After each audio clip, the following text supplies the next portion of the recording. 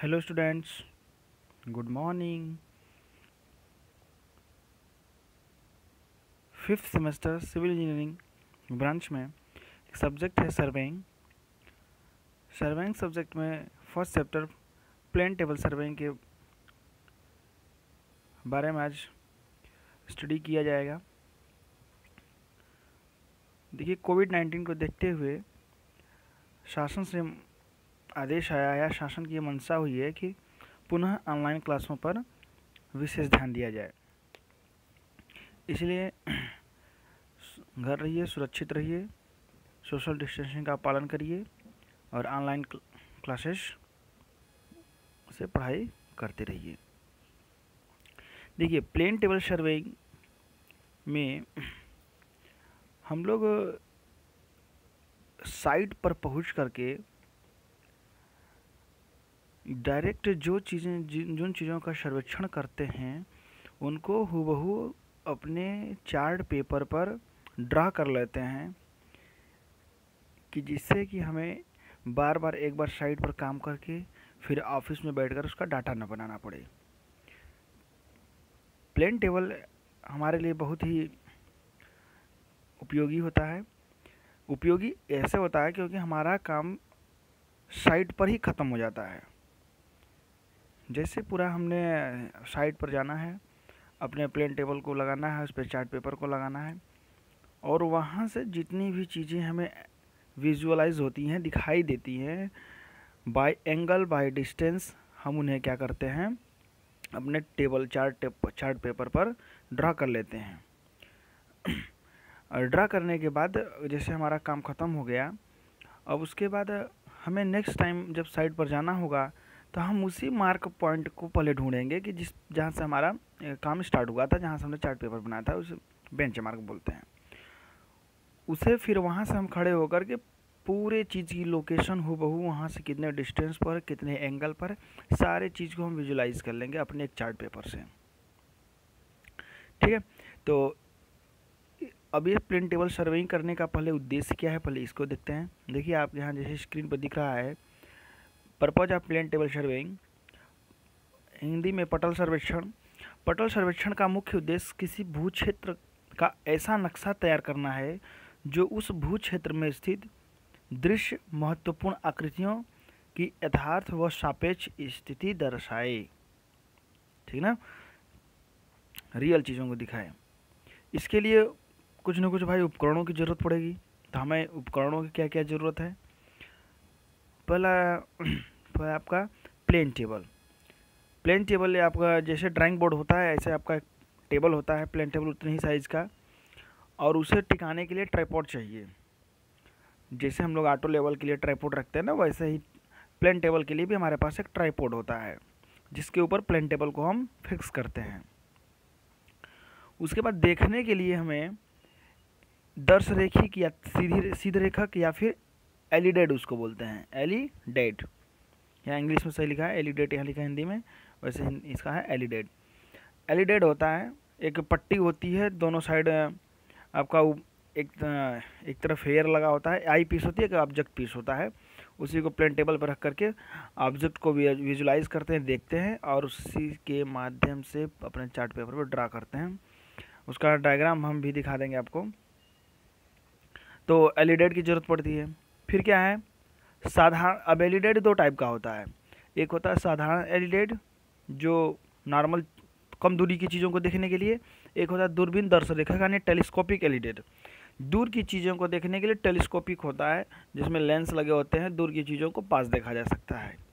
ठीक है, अब देखिए इसमें क्या है, पास की चीज़ों को के साथ साथ दूर की चीज़ों को भी हम विजुलाइज करके यहाँ पे अपने चार्ट पेपर पे बना सकते हैं। और कुछ उपकरण कैसे हैं, लेवल ट्यूब। लेवल ट्यूब क्या करने के लिए है, हमारा जो प्लेन टेबल को हमने ट्राइपॉड पे रखा हुआ है उसको लेवल करने के लिए। फिर आता है हमारे पास द्रोणी दिक्सूचक, एक कंपास होता है। कंपास का काम क्या होता है, डायरेक्शन पता करने के लिए। तो कंपास का यूज हम करेंगे north south east west direction पता करने के लिए। ये कहता है यू कांटा और फिर साहुल। ठीक है, यू फार्क एंड प्लम्ब, या इसी को शाहुल कांटा बोला गया है। यू कांटा क्या होता है, एक चिमटे की आकार का होता है। इसका काम क्या करना है, हमें जब बेंच मार्क बनाना होगा ना, तो साहुल चिमटे को क्या करेंगे, एक भाग उसका प्लेन टेबल के ऊपर, एक भाग प्लेन टेबल के नीचे, ऐसे उसको फंसाएंगे और जो नीचे वाला सिरा होगा उसमें साहुल को बांध करके ज़मीन को टच कराएंगे, जिससे कि हमें पता चलेगा कि ऊपर हमारा सेंटर कहाँ है। एक चिमटे का एक भाग से क्या पता चलेगा ऊपर वाले पे कि हमारा सेंटर जहाँ पे रखा हुआ है प्लेन टेबल उसका सेंटर कहाँ पे है, यानी जब बेंच मार्क ज़मीन पर हो वहीं बेंच मार्क कहाँ पे हो, हमारे चार्ट पेपर पे हो। तो यू फर्क का यूज़ करेंगे। साउल ज़मीन पर जो पॉइंट वहाँ पे हमने बेंच मार्क पे क्लियर किया है, ऊपर हमारा मार्क हो सके हमारे टेबल चार्ट पेपर पे भी। साउल का पता ही हमें, हम अभी बताया हमने यहाँ पे यूज़ करने के लिए। फिर आता है रेंजिंग रॉड।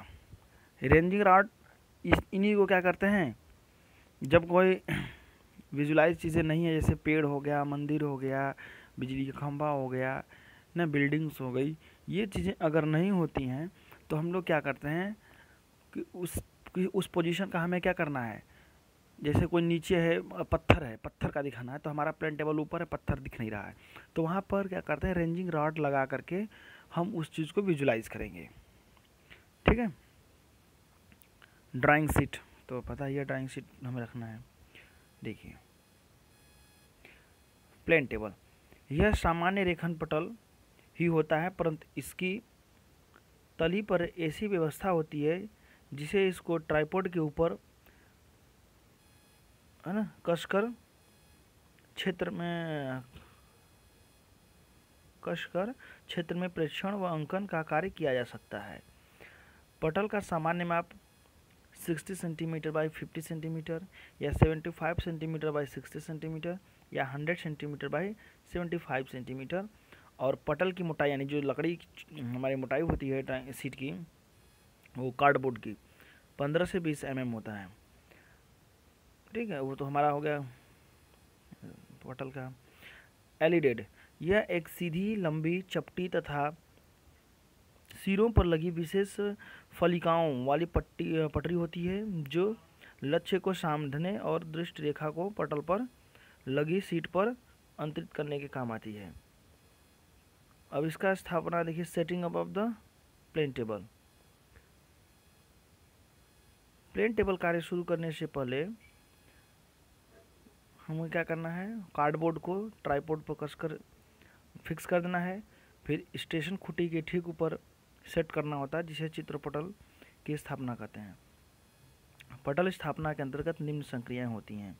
पहले होता है सेंटरिंग, फिर लेवलिंग यानी केंद्रण समतलन, फिर उसके बाद ओरिएंटेशन का मतलब दिक् स्थापना, स्टार्टिंग करना। देखिए हमने बताया ना, साहुल जो यू फार्क है, यू फार्क से ही सेंटरिंग करते हैं। पहले हम जाएंगे अपने साइड पर, ट्राइपॉड लगाएंगे, ट्राइपॉड लगा करके अपना कार्डबोर्ड फिक्स करेंगे। कार्डबोर्ड फिक्स करने के बाद उसके ऊपर ड्राइंग शीट लगाएंगे। यू फार्क को लेकर के, यू फार्क जो चिमटे का आकार का है, उसको एक फलक कार्डबोर्ड के ऊपर, एक कार्डबोर्ड के नीचे वाले फलक में हम साहुल लगा करके ज़मीन से टच कराएंगे। जहाँ पे ज़मीन टच करेगी ऊपर वाला यू फार्क भी उस समय एकदम उसी सीध में होगा, वहाँ पर पेंसिल से मार्क कर लेंगे। अब हमारा हो गया वो सेंटर, तो उसी को बोलते हैं सेंटरिंग करना। चित्रण पटल को उपकरण स्टेशन के ठीक ऊपर इस प्रकार सेट करना कि रेखा पथ पर अंकित स्टेशन बिंदु ठीक स्टेशन खुटी के ऊपर आ जाए, पेन पटल का केंद्रण कहलाता है। सेंटरिंग हो गया। अब उसके बाद हम लोग क्या है, लेवल ट्यूब लेंगे। लेवल ट्यूब लेंगे पार्सल वाला, उसको अपने कार्डबोर्ड पर रख करके, ड्राइंग शीट पर रख करके लेवल चेक करेंगे चारों तरफ। ठीक ना, चारों कॉर्नर पर, सेंटर पर, कि हमारा लेवल है कि नहीं। लेवल कर लेंगे। देखिए यहाँ पे लिखा गया है लेवलिंग के लिए, चित्रण पटल को क्षैतिज समतल में लाने के लिए को समतलन कहते हैं। चित्रण पटल को स्टेशन खूंटी के ऊपर सेट करके इसका समतलन किया जाता है। पटल को पार्सल की सहायता से समतलन में लाया जाता है। फिर आता है ओरिएंटेशन, दिक् स्थापना। चित्रण पटल को अन्य स्टेशनों पर श्रमिक स्टेशन वाली मूल स्थिति व दिशा में लाने की क्रिया को पटल का दिक्पात कहते हैं। दिक् स्थापना के लिए चित्रण पटल को क्षैतिज समतल में इस प्रकार घुमाया जाता है कि शीट पर खींची सभी रेखाएं जमीन की रेखाओं के समांतर हो जाएं। मतलब जैसे जो चीज़ें ईस्ट में हैं वो भी चीज़ें हमारे ड्राइंग शीट पर ईस्ट में ही होनी चाहिए। ठीक है, ऐसा नहीं कि आज तो हमने बना दिया ईस्ट ईस्ट देख करके, कल गए ड्राइंग शीट को पलट के रख दिया तो हमारा ईस्ट का जो वेस्ट में दिख रहा है वेस्ट का ईस्ट में दिख रहा है। तो इस चीज़ से बचने के लिए हम क्या करते हैं, नॉर्थ डायरेक्शन का शो ऑफ करते हैं। ठीक है, नॉर्थ डायरेक्शन का शो ऑफ करने का मतलब है कि हमारा जो सारे डायग्राम बने हैं कहाँ से स्टार्ट हुआ है, कहाँ से ओरिएंट हुआ है।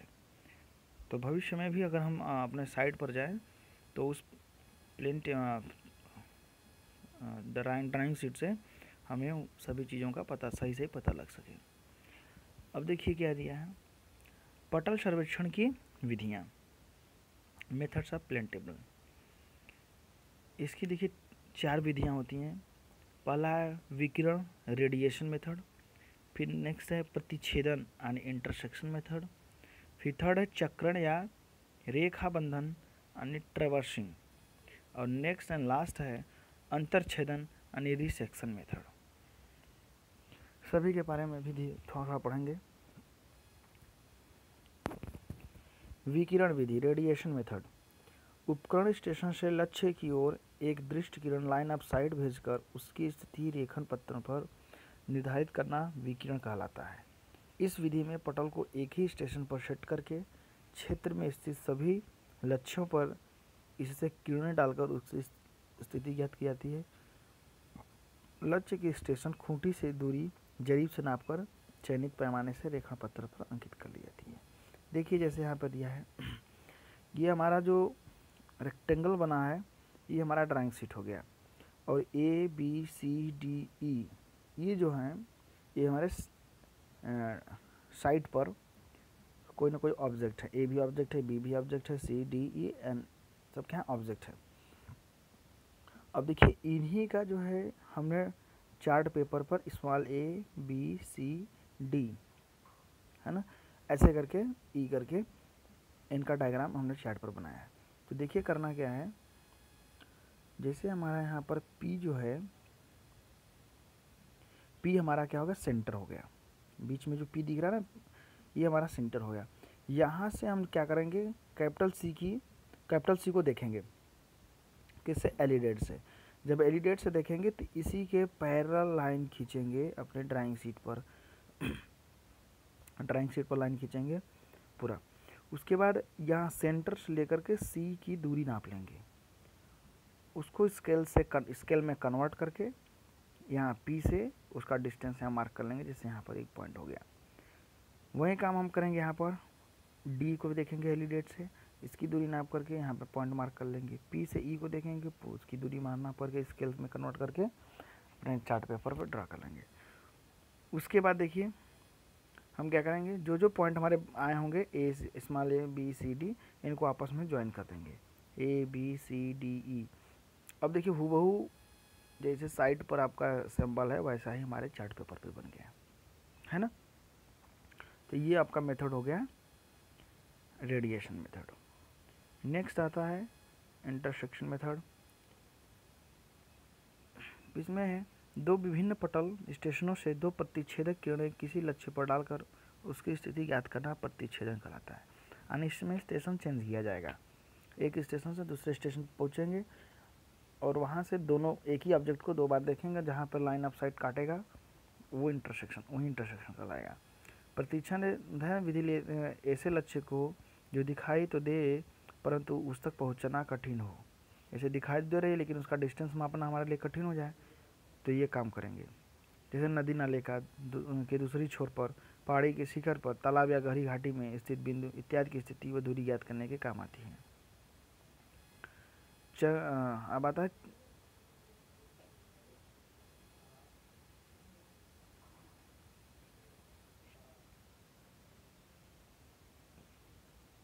चक्रवण या फिर रेखाबंधन विधि, ट्रेवर्सिंग मेथड। चक्र में एक ऐसी सीधी सर्वेक्षण रेखाओं के समूह कहते हैं जो माला के मनकों की भांति एक दूसरे से सिरा मिलाकर जुड़ी हो। मतलब इसमें है कि हम स्टेशन पे एक स्टेशन पे जाएंगे, वहाँ से जितनी चीज़ें दिख रही हैं उनका शो करेंगे, उनको शो करेंगे। फिर उससे आगे नेक्स्ट स्टेशन पे जाएंगे, वहाँ से उसके आगे को शो करेंगे, फिर नेक्स्ट स्टेशन पे जाएंगे। ऐसे घूम घूम करके पूरा ट्रैवर्सिंग की जाती है। इसको क्या बोलते हैं? रेखाबंधन विधि यानी ट्रैवर्सिंग मेथड। चक्रम विधि पटल सर्वेक्षण में अधिक प्रयोग होती है। यह एक सीधी सरल विधि है। चक्रम पटल सर्वेक्षण सड़कों, नदियों, नहरों, रेल पटरी के लिए उपयुक्त होती है। ठीक है। अब बता है रिसेक्शन मेथड, अंतरछेदन विधि। क्षेत्र में किसी अज्ञात स्टेशन की सर्वेक्षण स्थिति उस पर ही चित्रण पट रखकर पूर्व ज्ञात स्टेशनों के संदर्भ में निर्धारित करना अंतरछेदन कहलाता है। यह विधि केवल अज्ञात स्टेशनों को नक्शे पर ज्ञात करने के काम आती है। ठीक है ना। जैसे कोई स्टेशन आपका भूल गया है, मालूम नहीं है, उस स्टेशन को ज्ञात करने के लिए रिसेक्शन मेथड का यूज किया जाता है। इसमें देखिए कुछ प्रॉब्लम्स भी आती हैं और इसमें इनके 2 प्रॉब्लम होती है और इस प्रॉब्लम को दूर करने के लिए 2 मेथड हैं। आपका था 2 पॉइंट प्रॉब्लम, एक आता है 3 पॉइंट प्रॉब्लम। यानी 2 पॉइंट के माध्यम से प्रॉब्लम को सॉल्व करेंगे और 3 पॉइंट के माध्यम से प्रॉब्लम को सॉल्व करेंगे। 2 पॉइंट प्रॉब्लम में देखिए क्या है। 2 पॉइंट प्रॉब्लम में पटल स्टेशन की स्थिति प्लान पर ऐसे 2 स्टेशनों से रिसेक्शन द्वारा निर्धारित करनी होती है जो पूर्व ज्ञात हैं और यह स्पष्ट दिखाई पड़ते हैं, जिनका रेखन पत्र पर अंकन किया जा चुका है। विधि देखिए क्या है।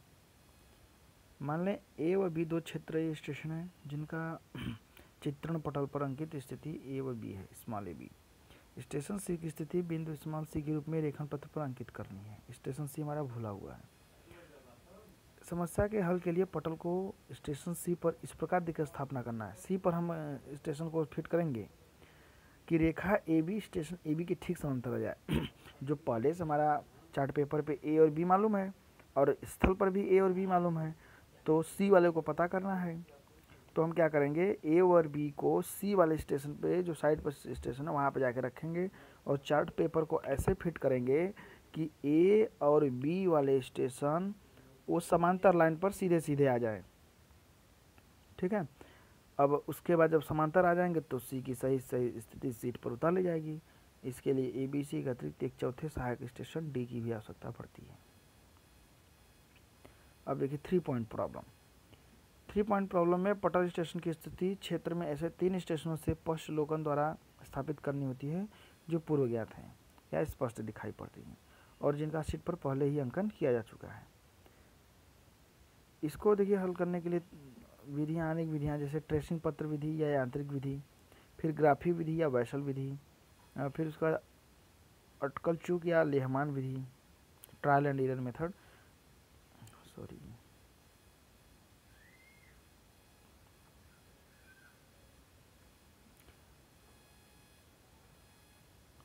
तो ट्रायल एंड एरर मेथड में क्या होता है कि हम ट्राई करते जाएंगे, अगर सही है तो ठीक है, नहीं तो फिर से ट्राई करेंगे, फिर ट्राई करेंगे, सही है तो ठीक है, नहीं तो फिर ट्राई करेंगे। तो देखिए इसमें दिया है, लेहमान नियमों का उपयोग त्रिभुज समस्या को हल करने में किया जाता है। जैसे बाह्य त्रिभुज या अंतर त्रिभुज का पता लगाते हैं। बिंदु P बिंदु A, B और C के दाईं ओर बाईं ओर होगा। बिंदु A, B और C को मिलाने से बना त्रिभुज और त्रुटि त्रिभुज में समरूपता का नियम लगाकर छोटे त्रिभुज में शीर्षों की लंबाई ज्ञात करते हैं। और यह प्रक्रिया तब तक चलती रहती है जब तक हमें सिंगल पॉइंट न प्राप्त हो जाए। वही सिंगल पॉइंट ही उपकरण की वास्तविक स्थिति होगी। देखिए इस चीज़ को मैं क्वेश्चन करके समझा दूंगा नेक्स्ट वीडियो में। अभी आप केवल इसको पढ़ लीजिए। अब देखिए इसमें कुछ न कुछ एरर्स आते हैं प्लेन टेबल में। एरर आएंगे, उनको आप सावधानियाँ क्या क्या बरतेंगे। इंस्ट्रूमेंटल एरर आएगा, इंस्ट्रूमेंट की खराबी की वजह से। साइटिंग एरर, जैसे मौसम ख़राब हो गया, फिर या वही जो प्रेक्षक है उसकी आँखों में प्रॉब्लम है तो साइटिंग एरर हो जाएगी। अंक प्लॉटिंग एरर, प्लॉट करने में इधर उधर माप करने का क्या लेवल डिस्टर्ब कर दिया, ठीक है, सेंटरिंग गड़बड़ हो गई तो प्लॉटिंग एरर हो जाएगा। इसके पटल सर्वेक्षण के गुण दोष, मेरिट्स एंड डिमेरिट्स क्या है। मेरिट्स में देखिए क्या है, यह सरल विधि है। सर्वेक्षक एक समान स्तर का सर्वेक्षक की यह सर्वेक्षण का संतोषजनक से कर लेता है। अच्छा ट्रेंड, वेल ट्रेंड सर्वेयर होना चाहिए। क्षेत्र पंजी तैयार करने की कोई आवश्यकता नहीं पड़ती। देखिए इसमें किसी प्रकार की गणना भी नहीं करती है, डायरेक्ट हूबहू जो उतारना उतार दिया हमने अपने साइड पर ही, आगे आगे कोई काम नहीं करना है। मितव्ययी यह अब क्या है, सस्ता पड़ता है, उपकरण सस्ते हैं, और क्या कहते हैं इसमें बहुत ज़्यादा मेहनत भी नहीं करनी पड़ती है काम करने के लिए, ना ही इसमें बहुत एडजस्टमेंट से करना पड़ता है जैसे थियोडोलाइट में करना पड़ता है। डीमेरिट क्या है, मौसम प्रभावित करता है भैया। मौसम तो बिल्कुल प्रभावित करेगा, इसलिए ये आंधी तूफान है, आपको खुले आसमान के नीचे काम करना है तो बारिश हो गया, धुंधला हो गया, कोहरा हो गया तो दिक्कत है। बारिश हो गई तो हमारा प्लेन टेबल सब के सब उठा के भीग जाएगा, या तो उठा के उसको कहीं ले जाना पड़ेगा, तो फिर एडजस्टमेंट गड़बड़ हुआ। तो सबसे ज़्यादा मौसम का इफेक्ट है। घने जंगल में सर्वेक्षण हो ही नहीं पाएगा, क्योंकि फिर पहाड़ियों में भी, इसलिए कि हमें अपना ऑब्जेक्ट देखने के लिए बीच में बहुत कई ऑब्स्टकल आ जाएंगे, कई चीज़ें आ जाएंगी, उनको हम दिख ही नहीं पाएंगे अपने मेन ऑब्जेक्ट को। भारी उपकरण, इसमें प्रयोग होने वाले उपकरण काफ़ी भारी थे। भारी देखिए काफ़ी तो नहीं होता, लेकिन हाँ भारी होते हैं, जैसे ट्राइपॉड हो गया, प्लेन टेबल कार्डबोर्ड हो गया, इसको उठा के ले जाना, फिर चैन ले जाना पड़ता है, या उसको मतलब इसके उपकरण सारे मिला करके भारी हो जाते हैं। ठीक है, इसका रख रखाव भी सही से करना पड़ता है, और ना लकड़ी की चीज़ें हैं तो सीलन लग जाती हैं, दीमक लग जाते हैं, इस वजह से हमें इनका रख रखाव मेंटेनेंस करना बहुत ज़रूरी है। तो आपका ये रहा प्लेन टेबल सर्वेइंग के बारे में, इसके उपकरणों के बारे में जानकारी, इसके कॉन्सेप्ट और इसके डेमेरिट यूज करने का तरीका। ठीक है, इसका 2 point problem, 3 point problem next video में मैं उसका क्वेश्चन करा के समझा दूंगा। ठीक है, ओके। प्लेन टेबल पढ़ के इस चैप्टर को आप क्या करिए, अच्छे से समझ लीजिए। ओके, बाय बाय, धन्यवाद।